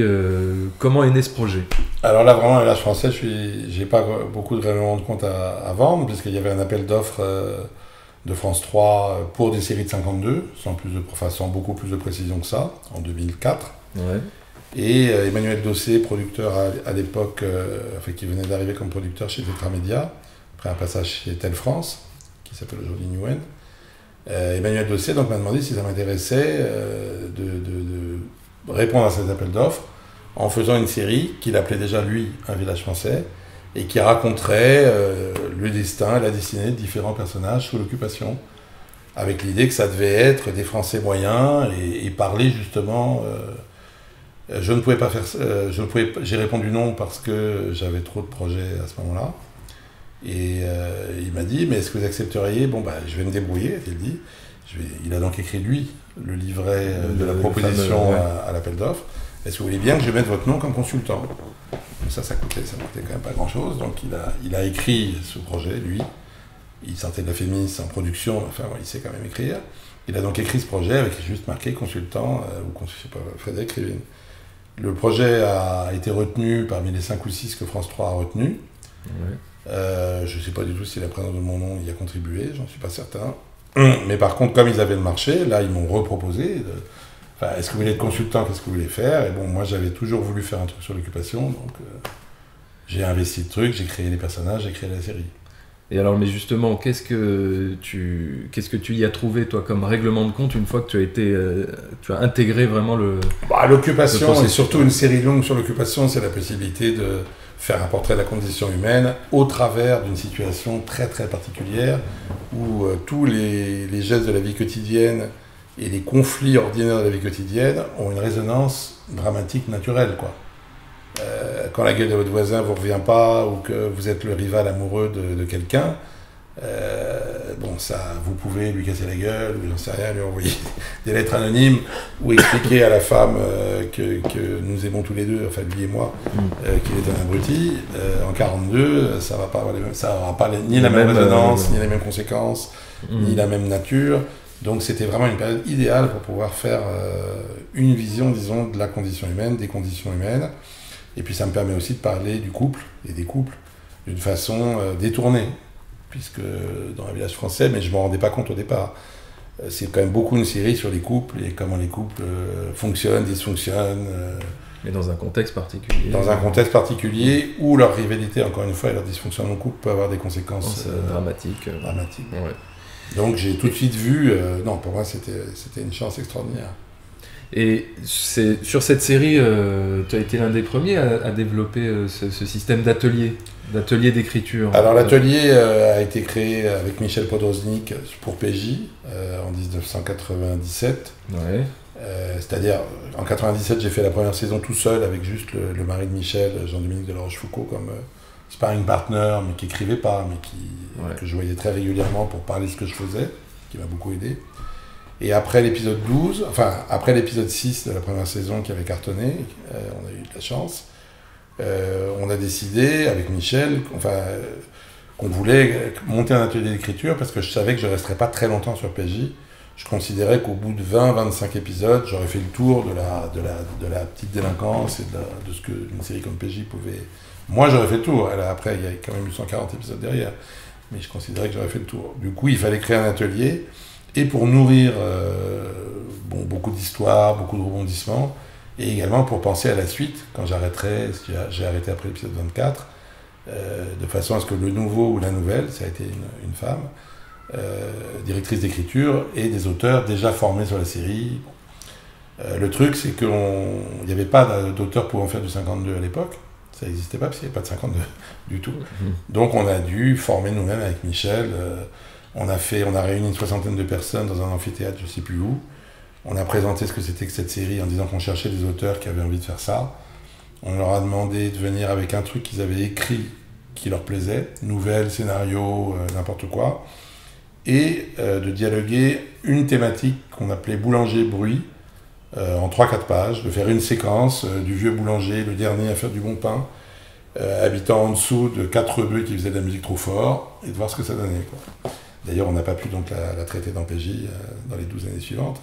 Michel n'a pas pu la traiter puisqu'on avait fait travailler des gens déjà sur cette thématique. Ouais. Et donc, on a vu beaucoup de monde et on a retenu 13 personnes qui ont donc suivi avec moi un atelier de formation. On se voyait un samedi toutes les 3 semaines, toute la journée, en parallèle du moment où j'écrivais la saison 2 de PJ, les épisodes 7 à 12. Et donc, on travaillait pas sur PJ, mais sur plein d'autres séries, quoi. Et cet atelier était à la fois un atelier de formation et une procédure de sélection. Les gens le savaient dès le départ, que sur ces 13 personnes, j'en garderais 3, 4, 5 qui écrivaient avec moi la saison 3 de PJ. Ouais. Donc l'atelier, il a été monté comme ça, à cette époque-là, donc en 97. Maintenant, on est déjà, pour le village français, 8 ans plus tard. Le succès de PJ a créé la case du vendredi soir sur France 2, qui dure toujours. C'est très bien, mais il n'a pas irradié tellement, ni dans la façon de travailler, ni dans les sujets traités dans la fiction télé. De fait, quoi. C'est-à-dire qu'il n'y a pas beaucoup de séries, il n'y a quasiment aucune série écrite en atelier. Et on se retrouve donc en 2006-2007 à préparer un village français. Et là, il y a eu à un moment donné le producteur principal, enfin le patron de la boîte de prod, qui est Jean-François Boyer, Emmanuel Dossé étant le vrai producteur, disons. Mais Jean-François Boyer a eu à un moment donné une fenêtre de tir, il a considéré qu'on pourrait tourner les premiers épisodes à un moment donné, 6 mois plus tard, et c'était impossible pour moi d'écrire 6 épisodes en 4 mois, pour créer une série en tout cas. Du coup, on s'est dit, on va monter l'atelier plus tôt, et on l'a donc monté, de mémoire, je crois, en septembre 2006 ou octobre 2006. C'est là que donc, on a engagé Benjamin Dupas, Séverine Jacquet, Marine Francou, et d'autres, 3 autres, et qu'on a donc à nouveau fait un atelier d'écriture pour créer cette série. Et comment ça se passe dans ces ateliers ?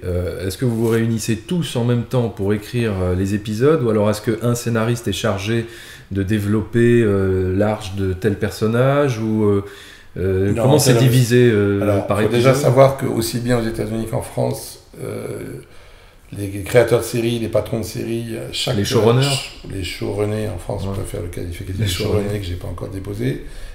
Entre autres parce que pour les femmes, on a un problème, on peut pas avoir de showrunner, donc il va falloir... Mais on avait trouvé autre chose, mais maintenant j'ai oublié, je m'excuse. Les showrunners, donc, chaque showrunner fonctionne très très différemment. Y compris aux États-Unis. Tom Fontana, il s'est organisé comme ça, et puis un tel autre, ça va être autrement. Je dirais que, en tout cas, tel que je fonctionne, il n'y a pas du tout de taylorisation. À un moment donné, sur Urgence, ils avaient fait ça, un auteur affecté à un personnage, plus affecté. Bon, ça, j'ai jamais fait ça, j'y crois pas.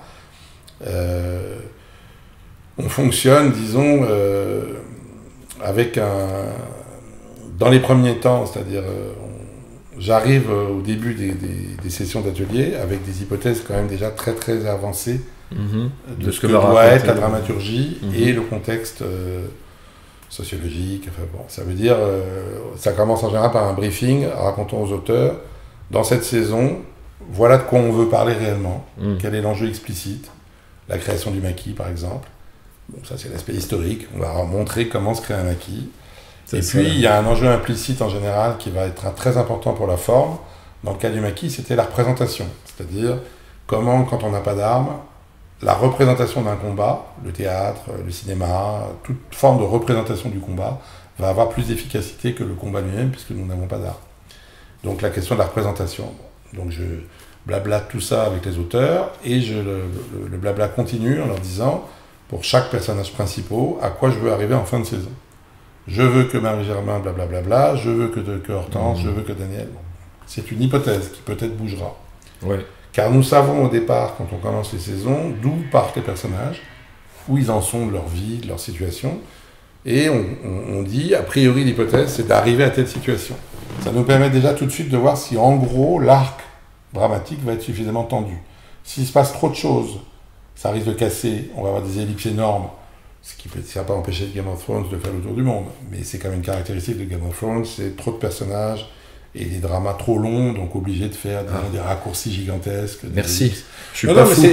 Mais c'est pas un jugement de valeur, puisque c'est comme ça. Enfin, on peut après préférer... Oui, il y en a, ça n'a pas dérangé. Série. Mais disons que si l'arc est trop tendu, ça casse, et on est obligé de faire des ellipses excessives.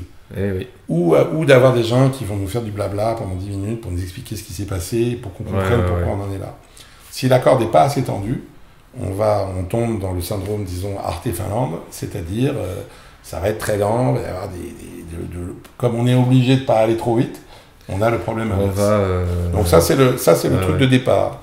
Et une fois qu'on a toutes ces hypothèses-là, éventuellement, je dis aux auteurs, regardez tel film, lisez tel bouquin, mais pas trop quand même, mais bon, pour bien vous...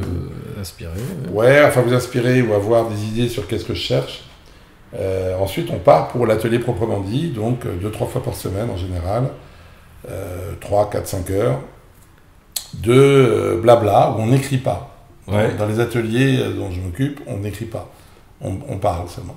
Ne prenez pas de notes ? Si, il y a un compte-rendu tournant, de façon tournante, un des auteurs de l'atelier fait le compte-rendu, et il envoie à tout le monde le soir, ou le lendemain matin ou plus tard. Mais je veux dire, on n'écrit pas de scénario.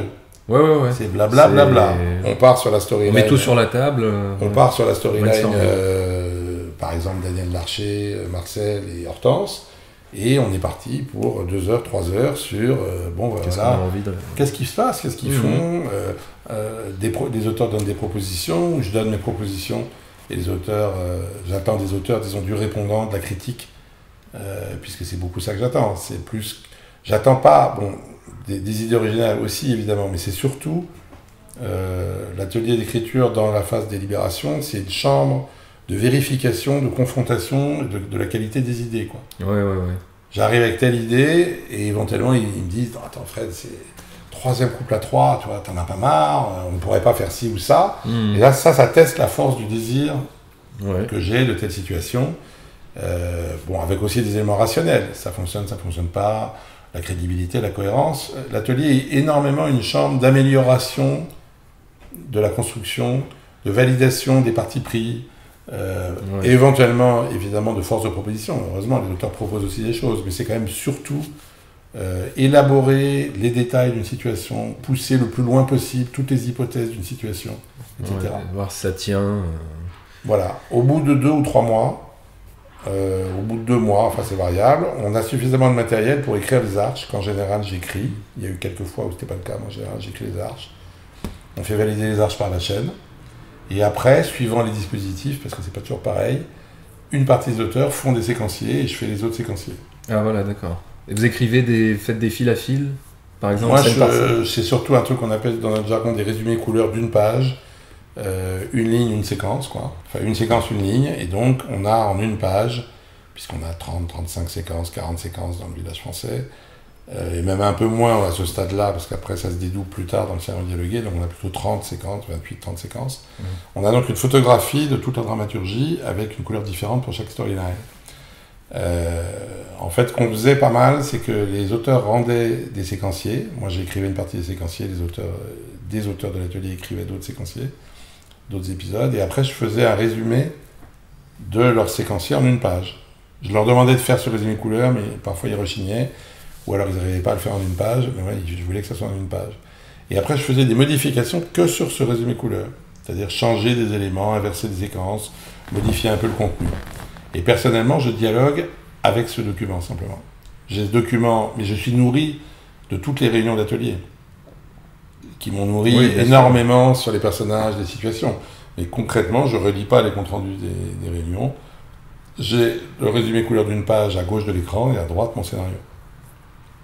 Et donc, jusqu'à la saison 4 incluse, une partie des scénarios étaient écrits en V1 par d'autres auteurs. Mais comme on a vu, donc au bout de quelques années, que je gardais très très peu, non pas parce que c'était pas bien, mais parce que disons que c'était pas suffisamment moi, tout simplement. Ça c'est les séries à prétention d'auteur, disons. Bon, au bout d'un moment, on s'est dit, une V1 ça coûte quand même dans les 9 000 €. On en a absolument besoin, et donc on a cessé de demander des V1 aux auteurs à partir de la saison. Alors en saison 5, il y en avait très peu, et saison 6 et 7, il n'y en avait plus. Donc ça c'était une des leçons de l'atelier d'écriture, c'est que plus on s'approche de la forme finale, moins c'est productif. C'est-à-dire que au stade vraiment d'élaborer les arches et éventuellement les séquenciers, c'est très très efficace, bien meilleur qu'un auteur seul, même un génie dans mon genre. C'est vraiment bien meilleur parce que la diversité, parce que oui, la confrontation des points de vue, l'agglomération de ces névroses, on va dire raisonnablement bienveillantes les unes avec les autres, mais bon, qui sont quand même, qui ne voient pas du tout pareil, l'amour, la loi, Dieu et compagnie. Donc dans les premiers stades, c'est très très très positif. C'est de la dramaturgie à la tonne, au kilo. Hein. C'est des rebondissements, des situations, des liens, des expressions de cette fameuse douleur dont je parlais tout à l'heure. Et puis quand on s'approche de la forme, au séquencier, ça commence déjà à se voir que c'est pas exactement la façon de raconter l'histoire qui, moi, en tout cas, va me motiver, me toucher, mais c'est quand même plus ou moins ça, mais c'est pas exactement ça. Et au stade des versions dialoguées, à de rares exceptions près, on touche à quelque chose qui est trop intime. Et c'est d'ailleurs la raison pour laquelle les grandes séries américaines à prétention d'auteur n'arrivent pas à faire plus de 10-12 épisodes par an. Si Mad Men, Game of Thrones et toutes ces séries se limitent à 10-12 épisodes par an ou 8, c'est parce qu'ils n'arrivent pas à en faire plus. Parce que les enjeux économiques sont tels que je peux vous dire que s'ils pouvaient en faire plus, ils en feraient plus. Ouais. Ils n'arrivent pas à en faire plus parce qu'ils n'arrivent pas à mutualiser le style et à tailoriser le style suffisamment pour pouvoir, enfin le style, le parti pris, quoi, pour pouvoir en faire plus. Donc il y a des goulets d'étranglement comme nous on avait sur le village, c'est-à-dire une ou deux personnes qui doivent tout reprendre à un moment ou à un autre pour garantir l'unité vraiment. Oui, c'est ça, parce qu'à plusieurs, comment on trouve l'homogénéité de ton Alors, sur des formules à chaud type Castle ou Mentaliste, que c'est vrai que j'aime pas, mais peu importe, on y arrive parce que justement, avec une bible très détaillée, des directeurs d'écriture chevronnés qui arrivent à briefer convenablement les auteurs, on y arrive parce qu'on développe, s'il y a 22 épisodes dans la saison, on en développe 30, au stade en tout cas du synopsis et éventuellement du séquencier, et on prend les mieux, ceux qui sont le plus dans les clous de la série, et on arrive donc à faire beaucoup de volume, puisqu'on n'a pas à gérer ce foutu feuilletonnant, ce qui est très très compliqué à gérer industriellement. C'est le feuilletonnant qui est compliqué, puisque quand vous écrivez un épisode 1, au stade du séquencier, vous avez une situation, et quand vous passez à la version dialoguée, vous avez à peu près 20% des situations dramatiques qui vont bouger du fait de l'écriture des dialogues, parce que les dialogues sont plus précis. Comme c'est feuilletonnant, l'épisode 2, il doit gérer les conséquences des 20% qui ont bougé dans le 1, plus ses propres 20%. Et vous comprenez donc qu'à l'épisode 6 ou 8, si vous essayez par exemple d'écrire en parallèle tous ces épisodes d'une série feuilletonnante, vous allez vous retrouver avec des épisodes qu'il faut réécrire entièrement parce que tout a bougé ou tout a pas mal bougé. Du coup, il faut trouver des méthodes d'organisation, c'est assez compliqué, mais ça limite la possibilité d'écrire, même chez les Américains qui font des séries professionnelles depuis 60 ans, depuis 65 ans, avec brio, ils n'arrivent pas à en faire plus. Je vous dis, sinon il y aurait 20 Mad Men par an, 20 Game of Thrones par an, et voilà. Et alors, Un village français, tu es en train de l'adapter avec Brian De Palma, et le village français va en fait se transformer en village américain pendant la guerre de sécession. Oui, c'est ça. Est-ce que tu peux nous dire plus ? Concrètement, quand ITV a racheté Tetramedia, le producteur du village français, il y a 2 ans, on s'est posé la question, Jean-François Boyer, Emmanuel Doucet et moi, entre autres, qu'est-ce qu'on pourrait vendre aux Américains ? Puisque par le fait qu'ITV, chaîne britannique, mais très très investie, très implantée aux États-Unis, rachetait le producteur, on supposait que ça allait ouvrir, et ça a été le cas, des possibilités en tout cas. Bon. Et à l'époque, comme moi, le marché américain, aller vendre quelque chose d'américain, c'est un peu comme aller vendre du riz aux Chinois. Donc, a priori, on ne fait pas trop ça. Mais on se dit, puisqu'on nous pose la question, je voyais un truc naturellement, comme je connais assez bien la guerre de sécession, pas autant que l'occupation, je me suis dit, pourquoi on ne leur propose pas une adaptation du village français par la guerre de sécession ? Il y avait déjà une adaptation qui était en cours en Italie, avec un village italien, au moment où l'Allemagne a envahi l'Italie, quand l'Italie a fait une paix séparée, donc à partir de 1943. Bon, de toute façon, on voyait bien qu'on pourrait faire ça pendant la guerre d'Espagne. Enfin, c'est le concept comme ça d'une petite ville déchirée par la guerre civile n'est pas, a priori, spécialement compliqué à comprendre. Donc j'avais pondu à ce moment-là 2-3 pages qui avaient dormi dans un tiroir, parce que c'est la vie, il a fait qu'il n'y avait pas... Sauf qu'il y a 1 an, Brian De Palma vient à Paris pour faire la promotion de son roman, écrit avec sa compagne Suzanne Lehmann, et il dit dans l'interview dans Le Parisien, et dans un autre canard, j'ai oublié lequel, en gros, que Un village français, c'est ce qu'il a vu de mieux depuis des mois. On a tout vu et on va tout revoir, dit-il. Bon. On fait les malins, raisonnablement, et on se trouve son mail, et je lui fais un mail en lui disant « Merci vraiment de ce truc qui nous a beaucoup touché et qui va nous servir. Par ailleurs, que penseriez-vous de l'idée de l'adapter par la guerre de sécession ?» Et il répond très rapidement que ça lui paraît à la fois qu'il n'est pas un homme de télévision, mais que ça lui paraît une idée extraordinaire, même si ça veut dire essayer de faire 60, autant n'emporte le vent, ce qui paraît quand même compliqué. Du coup, on l'a fait, j'ai fait un document d'une 50aine de pages expliquant comment on pourrait adapter le village par la guerre de sécession, qu'on a envoyé à la fois à un producteur américain qui est à ITV États-Unis, qui est donc naturellement bienveillant, même si c'est pas des philanthropes, c'est pas la Croix-Rouge, mais comme ils sont une filiale d'ITV, ils l'ont donc lu avec bienveillance, on va dire, et à De Palma. Et suite à ça, ils ont décidé, De Palma a emballé, lui, il n'a pas envie de réaliser de la série, il veut réaliser le pilote. Ah d'accord. 2-3 épisodes, il veut lancer la série, quoi. Ouais. Il n'a pas envie de... C'est pas un homme de télé. Il n'aura pas un regard créatif sur l'ensemble... Ah bah il va... Si la série se fait, parce que pour l'instant, il n'y a pas de chaîne, hein, il y a un producteur qui est chaud bouillant. Je crois pouvoir dire que De Palma est chaud bouillant. Je suis allé 3 fois à New York, j'y retourne bientôt. Je veux dire, on va écrire ce pilote, je suis en train d'écrire avec lui le pilote. Et comment ça se passe justement, cette coécriture, ça se passe comment ? Ça se passe là-bas déjà, à New York, vous écrivez Il était ensemble, un mois à ou- Paris, pas du tout pour moi, enfin pas pour ce projet-là, mais il était un mois à Paris, il avait beaucoup de disponibilité. Donc là, on s'est vu à la Brasserie Lippe 3-4 fois par semaine. J'ai découvert la Brasserie Lippe. Et là, on a parlé du concept, de quoi ça devait parler, pas tellement de la forme, mais surtout de quoi ça doit parler, qu'est-ce qui l'a intéressé dans le village. Ouais. Avec un paradoxe, hein, c'est que lui, la télé le fait chier plutôt. Je veux dire, les gros plans avec des gens qui discutent, ça l'emmerde comme réalisateur. Mais en même temps, il dit qu'il a aimé le village. Moi, je lui dis, Brian, dans le village, il y a avant tout des gens qui parlent. Hein. Il y a un peu de choses aussi. Ça n'empêche pas la mise en scène. Ça n'empêche pas la mise en scène, mais pour un réalisateur qui rêve, parce que lui, il rêve par exemple de faire une scène de train type Pont de la rivière Kwai, c'est plutôt ça qui l'intéresse que de voir comment tel personnage et tel autre va apprendre, je sais pas, son adultère ou qu'il est arrêté ou je sais pas quoi. Mais c'est quand même, non, c'est très, très intéressant.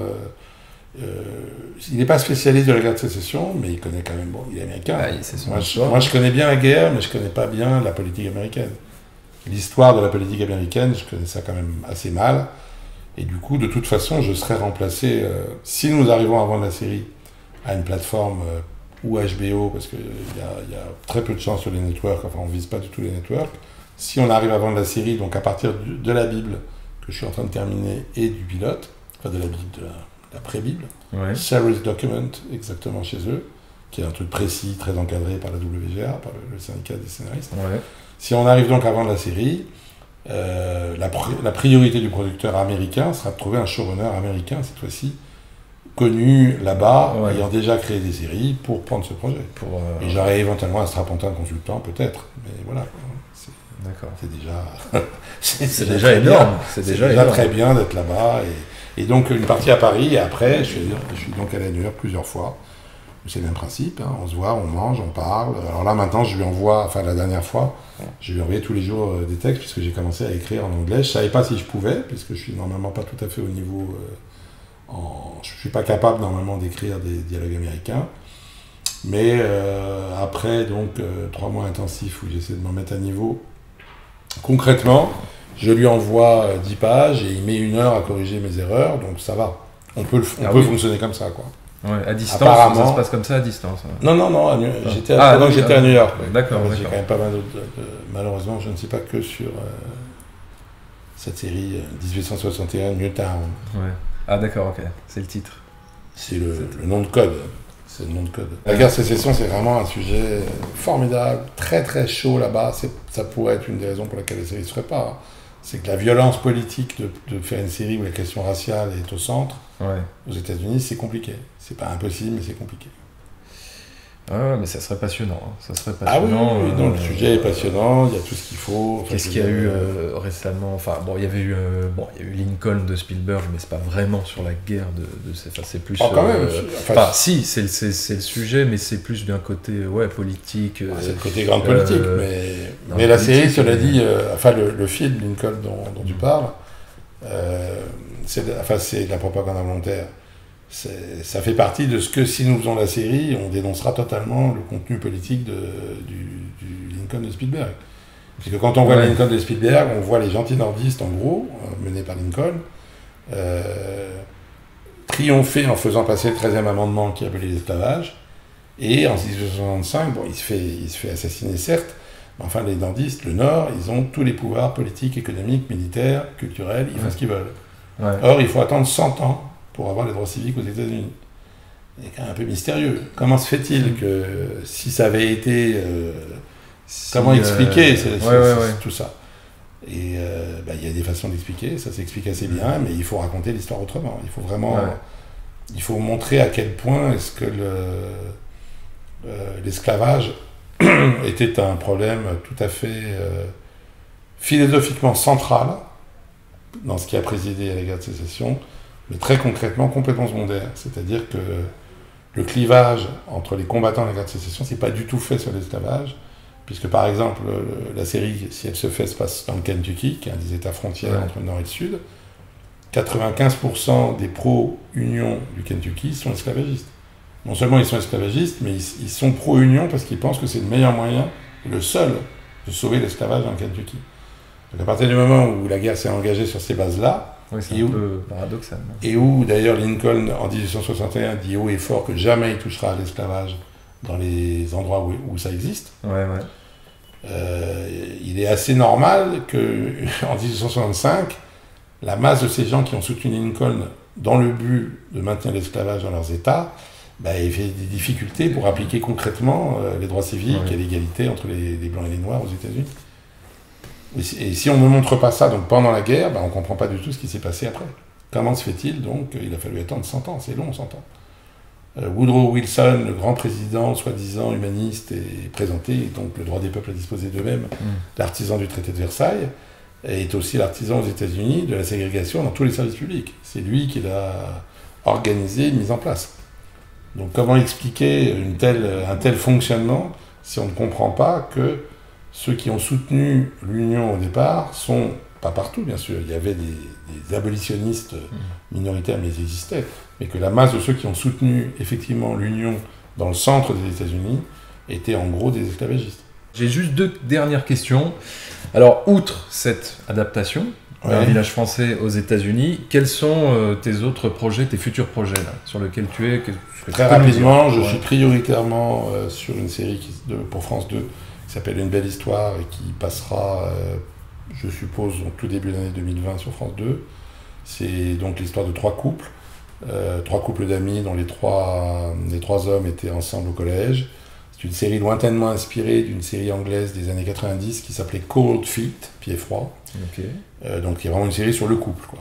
Fais pas ci, fais pas ça était, on va dire, la grande série de service public sur la famille. Et on essaye modestement d'être une bonne série, grande on verra bien, mais une bonne série sur le couple. Le couple, c'est à vie, sa mort, comme disait le maire, le théoricien du couple. Donc voilà, je fais ça. Donc là, on a tourné les 4 premiers épisodes, on est en train de tourner les 4 suivants, là. Donc je suis producteur comme sur le village, c'est quand même pas mal de travail. Ensuite, donc, il y a le travail avec Brian De Palma. Il y a également une série créée par un jeune auteur sorti de la Fémis qui s'appelle Thibaut Valtou, qui est une série qui s'appelle actuellement Les Sentinelles, et qui est une série sur l'armée française. Donc à la fois comment un groupe de 5 hommes dirigé par une lieutenant s'entraîne et apprend à se connaître, on va dire, dans une caserne du sud-est de la France, puis 6 mois plus tard, en opération au Mali, où il tombe sur une embuscade sanglante et toutes les conséquences. Donc une série qui joue pas mal sur plusieurs temps et qui parle de ce sujet peu exploré par la fiction française qu'est l'armée. Il y a eu des petites choses, il y a eu des choses, mais pas de série. Donc ça c'est vraiment une création de Thibaut Valtou et je travaille avec lui sur le développement et sur les dialogues. Mais c'est sa série, Enfin, je travaille quand même pas mal dessus. Et après il y a un projet produit par Alain Goldman et réalisé par Olivier Dahan, qui est une mini-série sur la genèse, la création et la sortie des Enfants du Paradis entre 42 et 44. Donc les personnages principaux sont Arletty, Carnet, Prévert, Coco Chanel aussi et son entourage. Et puis en parallèle, il y a Gabin à Hollywood pendant la guerre, sa relation avec Marlène Dietrich et bon voilà tout ça. Mais c'est vraiment centré sur comment les Enfants du Paradis ont été conçus et se sont faits contre vents et marées sous l'occupation. D'accord. Et dernière question, quel serait le conseil ultime que tu pourrais donner à un apprenti scénariste, à un jeune scénariste qui voudrait se lancer dans ce métier? Tu peux t'adresser à lui directement à la caméra et lui donner un conseil clé. Alors je parle que pour la télévision, parce que moi le cinéma je ne connais pas bien. Le conseil clé, c'est d'aller loin dans le rapport au réel, c'est-à-dire voir des séries françaises. Heureusement, pas besoin de voir toutes les saisons de toutes les séries françaises, mais il faut beaucoup regarder les séries françaises parce que vos futurs clients les produisent. Ça, c'est là quand même la première chose. Les voir, les analyser, y compris les analyser scolairement en regardant combien il y a de séquences dans un épisode, de Shérif ou de Caïn, dans combien de décors, quelle est la durée des séquences. Des choses aussi scolaires que ça en disent beaucoup sur comment sont construites les séries. Et deuxièmement, c'est toujours de se passionner pour la psychologie des personnages et pour écrire des bonnes séquences avec des masochistes, des sadiques ou des pervers, il faut aller chercher en soi-même ses propres séquences masochistes, sadiques et perverses. Voilà ce que je peux donner comme conseil pour aujourd'hui, disons. Merci beaucoup Frédéric pour cette interview. Et voilà, continuez à découvrir les films dans les salles obscures et à regarder des bonnes séries à la télé et surtout à lire plein de scénarios. Et rendez-vous dans un prochain numéro de Secret de Scénariste. Ciao! Voilà, j'espère que ce nouveau numéro de Secret de Scénariste, le podcast de la Guilde, vous a intéressé. Si c'est le cas, eh bien écoutez, n'hésitez pas à aller faire un tour sur la chaîne YouTube de la Guilde. Abonnez-vous, vous y trouverez régulièrement de nouvelles vidéos sur tout ce qui touche au scénario en France. N'oubliez pas également d'aller sur le site internet de la Guilde des scénaristes où vous trouverez une mine d'informations sur l'actualité des scénaristes français ainsi qu'une Writer's Room, un centre de ressources sur l'artisanat de l'écriture. Enfin, je vous propose des critiques de films et des vidéos thématiques sur le cinéma sur ma chaîne YouTube The Film Talker, donc n'hésitez pas à venir faire un tour et à vous abonner. Voilà, Secret de Scénariste, saison 2, épisode 6, c'est terminé. Rendez-vous dans un prochain numéro. Ciao!